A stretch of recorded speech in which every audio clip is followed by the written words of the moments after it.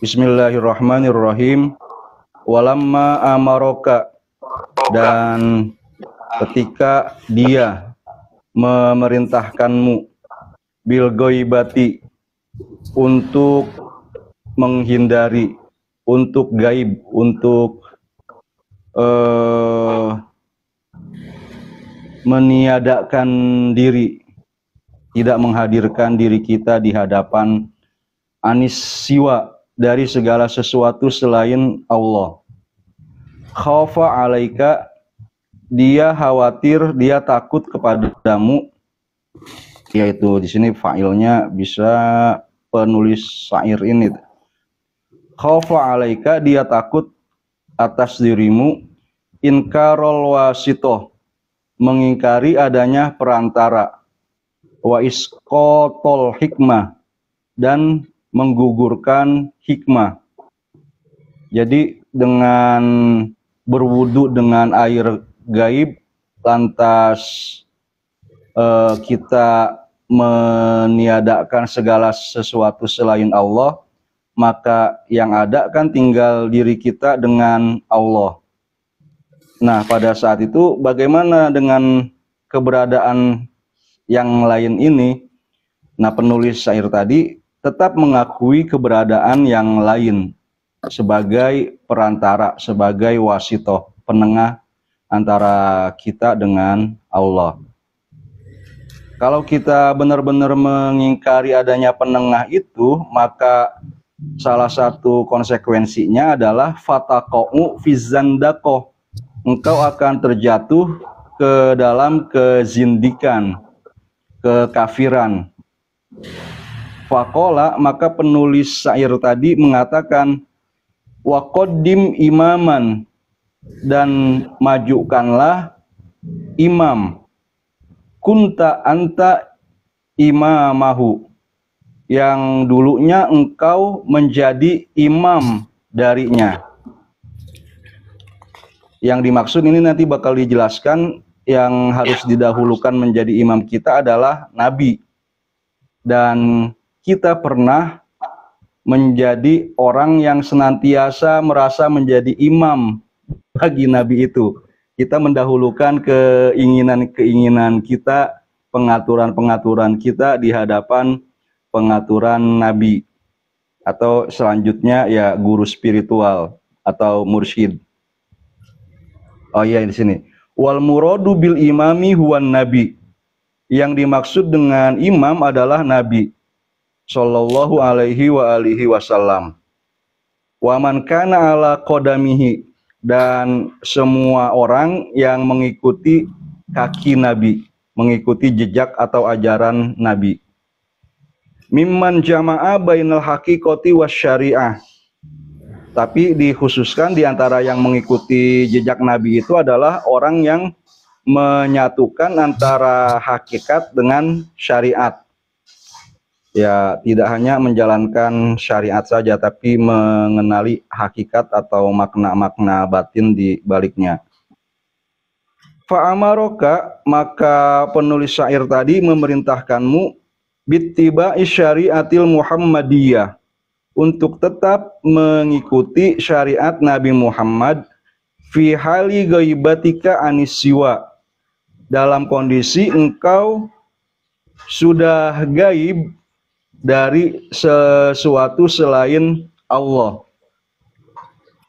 Pada kondisi kita sudah tidak lagi mementingkan, tidak lagi dikontrol oleh sesuatu selain Allah. Fayakunu zohiruka sulukan, sehingga zohir diri kita itu tetap menjadi pelaku syariat-syariat Allah. Suluk tetap menjadi pesuluk. Wa batinuka jazban, sedangkan batinmu menjadi sesuatu yang ditarik oleh Allah. Zohiruka ma'al hikmah, zohir dirimu tetap bersama hikmah.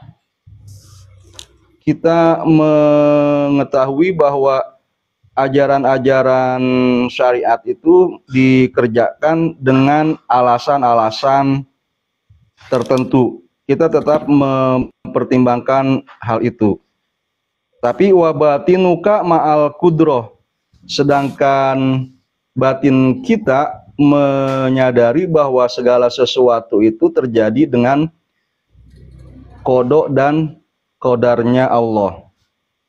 Pada zohirnya kita bersama hikmah, ya di sini bisa berarti perhitungan-perhitungan matematis, perhitungan manusiawi dan duniawi. Tapi batin kita mengetahui bahwa semuanya terjadi karena takdir. Kesolehan, ketolehan, kemaksiatan gitu ya. Itu juga semuanya dalam kerangka hikmah, ada penyebab, ada akibatnya. Batin kita tetap mengusahakan sebab-sebab tertentu untuk mencapai akibat-akibatnya. Tapi batin kita sadar bahwa semuanya terjadi karena takdir. Wala budda an taqtadiya bi imamin kamilin. Dan dalam kondisi itu engkau harus meneladani imam yang sempurna. Salakat thoriqoh, yang menempuh tarekat, ala yadi syekhin kamil, dalam bimbingan seorang syekh yang sempurna. Pada hikmah yang keberapa itu saya sudah lupa lagi. Di situ saya pernah mengatakan, ini kenapa Ibnu Ajibah pemaparannya tidak menyebut-nyebut adanya kewajiban mengikuti mursyid, tapi di akhirnya dia mengatakan wajib mengikuti mursyid. Kecuali di bagian hikmah itu satu hadis bahwa ketika Nabi ditanya tentang sesuatu, Nabi menjawab, tunggu dulu jawabannya sampai saya bertanya kepada Jibril. Lalu Nabi bertanya kepada Jibril, Jibril juga tunggu dulu apa jawabannya sampai aku bertanya kepada Allah. Kecuali itu gitu kan, ini syarat bahwa manusia harus bahwa kita harus memiliki guru spiritual. Di bagian atau di paragraf ini ada uraian yang lebih jelas. Wala budda an taqtadiya bi imamin kamilin salakat thoriqota ala yadi syekhin kamil. Dalam melaksanakan ibadah zohir dan dalam memaknainya, mencari hakikat ibadah-ibadah itu di dalam batin, dalam menempuh tarekat dan hakikat, itu kita harus mengikuti petunjuk dari syekh yang sempurna. Yu'allimuka, yang syekh itu yang mengajarkan kaifiyatal amali, tata cara mengajak berperilaku bisyariah, sesuai dengan syariat. Wa yadulluka alal haqiqah, dan yang menunjukkan dirimu kepada hakikat. Pada penonton disclaimer, kalau saya di sini hanya baca saja gitu ya, dan baca juga masih banyak yang nggak mengertinya. Ya mudah-mudahan dapat bimbingan untuk mengikuti mursyid seperti yang diajarkan di sini. Wa illa, kalau engkau tidak mengikuti mursyid, baqaita maridon, engkau akan terus sakit ala dawam, dalam sepanjang waktu. Tastamilu toharotal mardo, engkau akan menggunakan cara bersucinya orang sakit, ala dawam, selamanya. Di atas kita sudah dijelaskan bahwa bersucinya orang yang sakit itu adalah muslim yang mengerjakan ritual dan syariat lainnya pada zohirnya saja, batinnya enggak menemukan atau enggak mengerti hakikat atau makna-makna dari syariat-syariat itu. Wanzur qaulal Qarafi radhiyallahu an, Perhatikan perkataan Al-Qarafi. Lamma saqata ala saikhit tarbiyah. Ketika Al-Qarafi itu jatuh kepada syekh ketika dia mendapatkan seorang mursyid. Perhatikanlah perkataan Qarafi ketika dia mendapatkan mursyid. Qala Al-Qarafi berkata, tayammamtu bis-sa'idi zamanan. Saya sudah bertayamum dengan batu selama beberapa waktu. Kemarin kan ada tayamum itu juga tayamum bis-sa'id, ada tayamum bit-turbah. Kalau tayamum bit-turbah itu ibadah zohir yang benar-benar kosong dari pemaknaan tadi, sehingga ya kelihatan hanya zohirnya saja. Seperti tayamum dengan debu itu kelihatan bekasnya di muka, di tangan kita.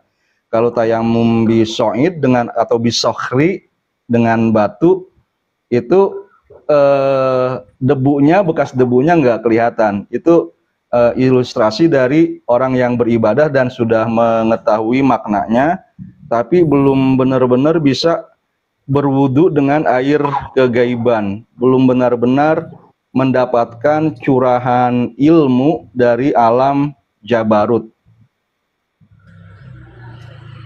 Wal'an sakottu alal ma, dan sekarang saya jatuh ke air. Maksudnya dia mendapatkan mursyid itu tadi. Izla tajid ma'al ghaib. Oh, ini udah selesai perkataannya. Hanya itu saja perkataan dari Al-Qarafi. Perkataan Al-Qarafi ini menurut Ibnu Ajibah juga menjadi bukti bahwa engkau tidak akan bisa mendapatkan ma'al ghaib, curahan ilmu dari alam Jabarut, wala taqdiru ala istimalihi, dan engkau tidak akan mampu untuk menggunakannya illa bisuhbati ahli hazal ma, kecuali kalau engkau didampingi oleh orang yang mengerti air tersebut, alladzina syaribuhu, yaitu orang-orang atau para wali, guru spiritual gitu ya, yang sudah meminumnya terlebih dahulu, wasakaru bihi, lalu mereka mabuk olehnya, summa sohu min sakrotihim, kemudian mereka bangun, terjaga, tersadar dari kemabukan itu, wasalaku min jazbatihim, dan mereka melangkah dari ketertarikan jiwa mereka oleh ya kuasa, oleh jalal atau jamalnya Allah. Fatamlikuhum, oh bukan, fatumallikuhum zimama amrika, kamu membuat para wali itu, mursyid itu memiliki kendali atas urusanmu. Engkau menyerahkan kendali urusan dirimu kepada mereka. Watan kodu ilaihim bikulliyatika, dan engkau tunduk kepada mereka secara keseluruhan. Mungkin ini agak relevan juga ya dengan salah satu berita viral belakangan ini gitu. Tapi ini jelas bahwa kita bisa benar-benar tunduk kepada guru gitu, sehingga kita tunduknya itu ya jalan dengan cara bersimpuh itu kepada yang benar-benar ahlu hadzal ma, yang sudah meminum ma'ul ghaib, bukan yang klaimnya katanya abal-abal. Ba'daan atla'akallahu ala khususiyatihim, dan itu kita memilih atau bersedia mengikuti guru itu karena Allah Subhanahu wa Ta'ala sudah memperlihatkan kepada kita keistimewaan para guru itu. Wa kasyafalaka an asrorihim, Allah juga menyingkapkan rahasia-rahasia mereka kepada diri kita. Orang ini pantas menjadi guru kita. Fasyahadta lahum ruhaka, maka engkau mempersaksikan ruhmu kepada diri mereka, bitakdim, dengan penyerahan, wasirroka bitakzim, dan hati kecilmu dengan penghormatan. Fatuqaddimuhum amamaka, maka engkau akan menempatkan mereka di depanmu. Menjadikan guru spiritual itu, ya tadi kan mereka mengikuti Nabi ya di ujungnya, menjadikan mereka sebagai imam kita. Ba'da'an kunta anta imamahum, ba'da'an kunta anta imamahum, ya betul. Setelah dulunya engkaulah yang menjadi imam mereka. Ada guru spiritual, kita nggak tahu, nggak diperlihatkan keistimewaan mereka oleh Allah ke dalam mata hati kita. Maka di depan mereka pun kita ya biasa saja, nggak nurut gitu ya. Dan itu maksudnya kita tetap menjadi imam bagi para wali, menjadikan diri kita yang bukan apa-apa ini tetap mengatur diri kita, nggak mau mengikuti pengaturan mereka. Wahum yatlubunaka lil hadroh, padahal mereka meminta dirimu untuk hadir. Untuk kemarin Pak Agus Ali sempat mengatakan bahwa kata al-hadroh itu terkait juga dengan latifah. Padahal guru-guru spiritual itu menuntut kita, mengajak kita untuk mengerti adanya latifah-latifah di dalam diri kita. Wa kadzalikan Nabi sallallahu alaihi wa alihi wasallam. Ya, sudah pasti, atau apalagi gitu ya. Apalagi Nabi. Karena yad'un nas, beliau menyeru manusia ilallahi, kepada Allah, wahum farruna amamahu, tapi manusia melarikan diri, kabur di depannya. Orang-orang kafir itu menjadi imam atas Nabi, orang-orang mukmin menjadikan Nabi sebagai imam mereka. Falamma araful haqqa, setelah manusia itu mengenal kebenaran, qaddamuhu amamahum, mereka pun memajukan Nabi ke depan mereka, menjadikan Nabi sebagai imam mereka.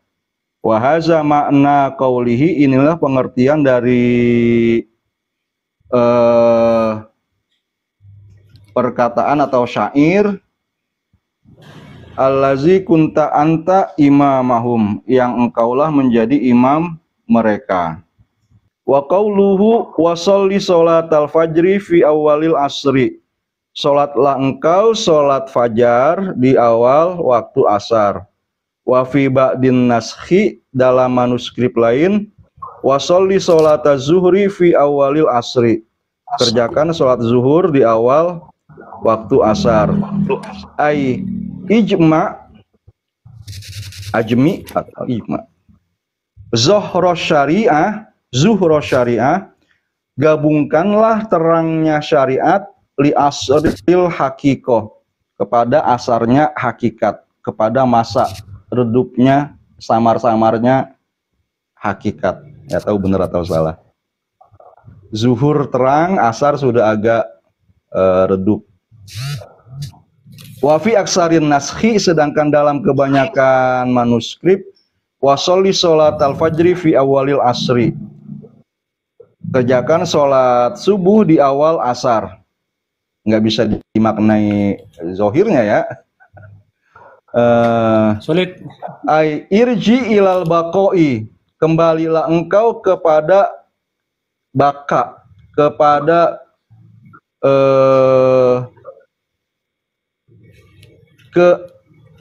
keajegan, kesolidan adanya keberadaan dirimu. Ba'da kamalil fana, setelah engkau fana, mencapai fana yang sempurna.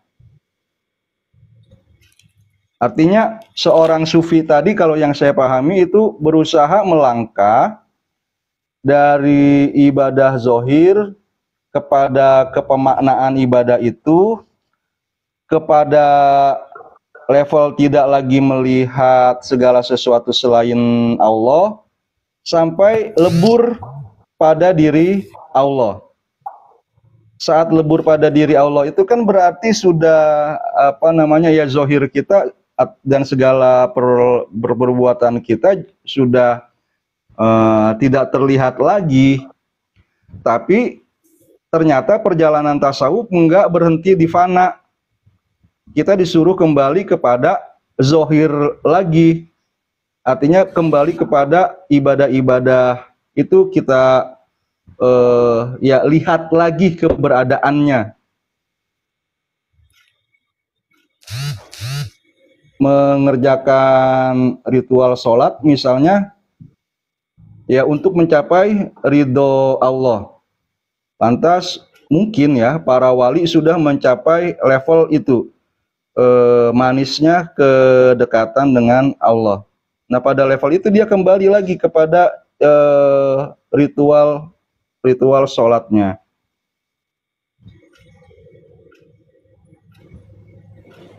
Selanjutnya fa'awwaluhu sulukun ai ila suluki ba'da jazbi, atau kembalilah kepada suluk setelah engkau merasakan ketertarikan, setelah menjadi majzub, setelah tertarik oleh pesona dan perkasanya Allah.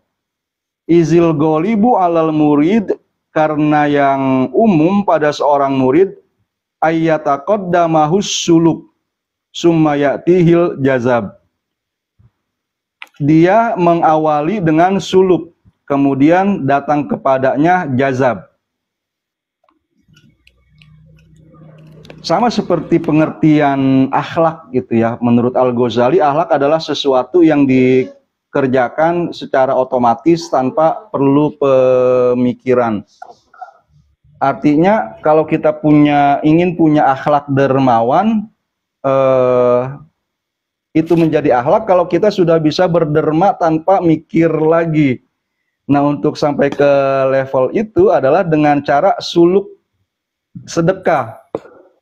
Derma terus, derma terus, derma. Jadi kualitas dermawan tumbuh setelah kuantitas sedekahnya itu jadi banyak atau didisiplinkan.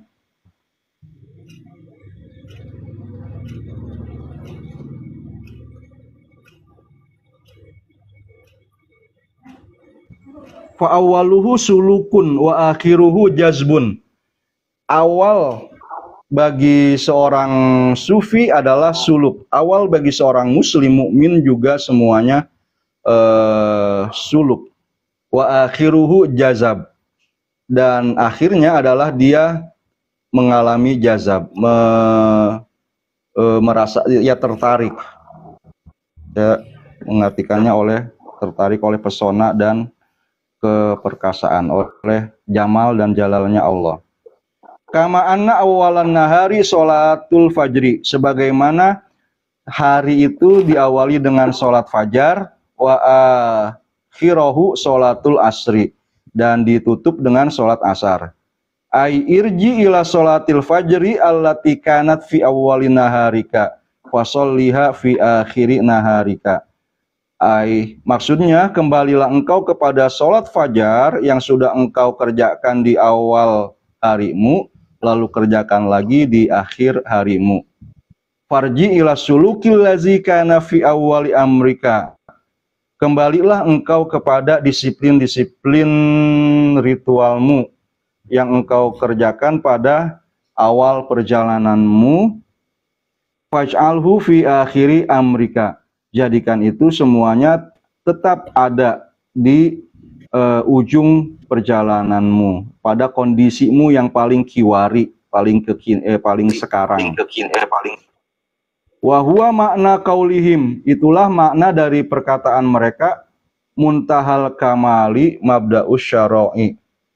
Puncak kesempurnaan adalah pondasi, adalah awalan bagi semua syariat. Wa qalu aidon nihayatus salikina bidayatul majzubin. Dengan redaksi yang lain, puncak atau ujung dari para pesuluk adalah awal bagi orang-orang yang jazab. Wa nihayatul majzubin bidayatus salikin. Ujung dari para majzub itu juga menjadi awal bagi salik. Perjalanan terus tanpa henti. Wa qalu aidon, para sufi juga berkata, alamatun nihayati ar-ruju'u ilal bidayah. Tanda kita sampai ke puncak adalah kita kembali ke awal. Mulanya rajin ibadah, lantas mendapatkan makna pencerahan, kasyaf, mendapatkan fana.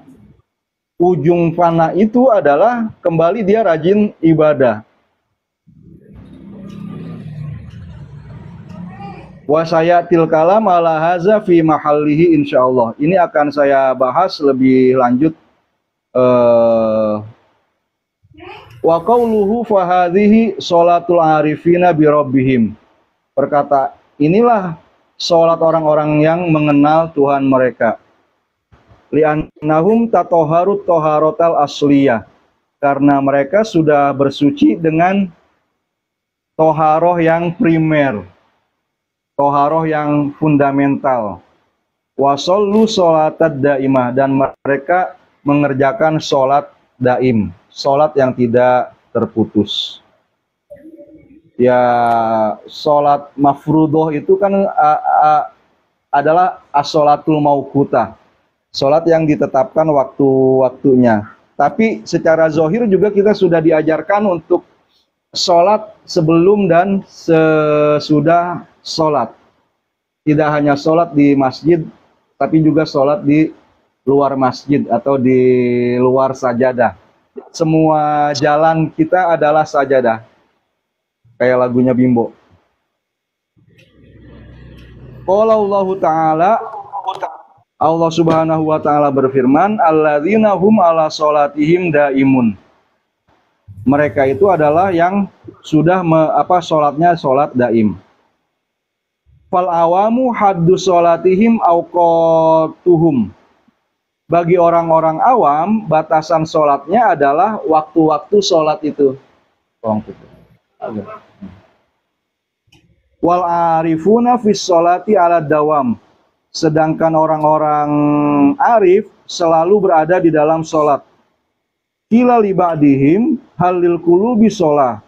Sebagian arif ditanya, apakah hati itu ada sholatnya? Faqala na'am.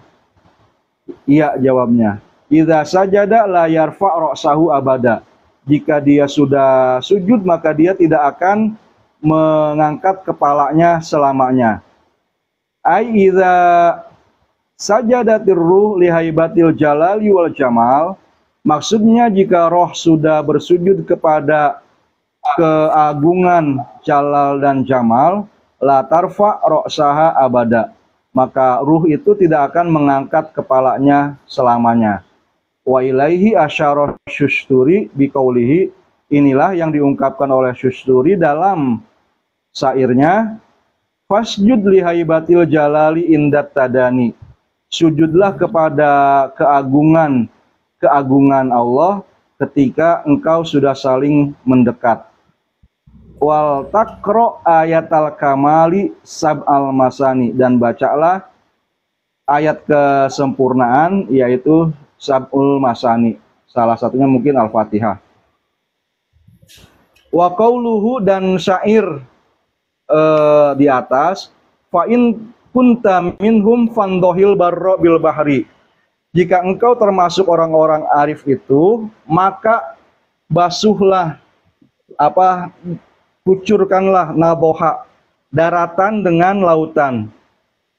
Ai in kunta minal arifin al muhaqqiqin, Jika engkau termasuk orang arif yang muhakkik, fandoh, maka percikanlah barro syariatika, daratan syariatmu, bibahri hakikotika, dengan lautan hakikatmu, bihaisu tarishu ala syariatika, yaitu dengan cara nadoha sama rosya itu hampir sama maknanya, memercik, mengguyurkan kepada syariatmu, min bahri hakikotika, dari lautan hakikatmu, hatta tagmuroha wa tagtiyaha, sehingga engkau menutupi, membalur ke semuanya.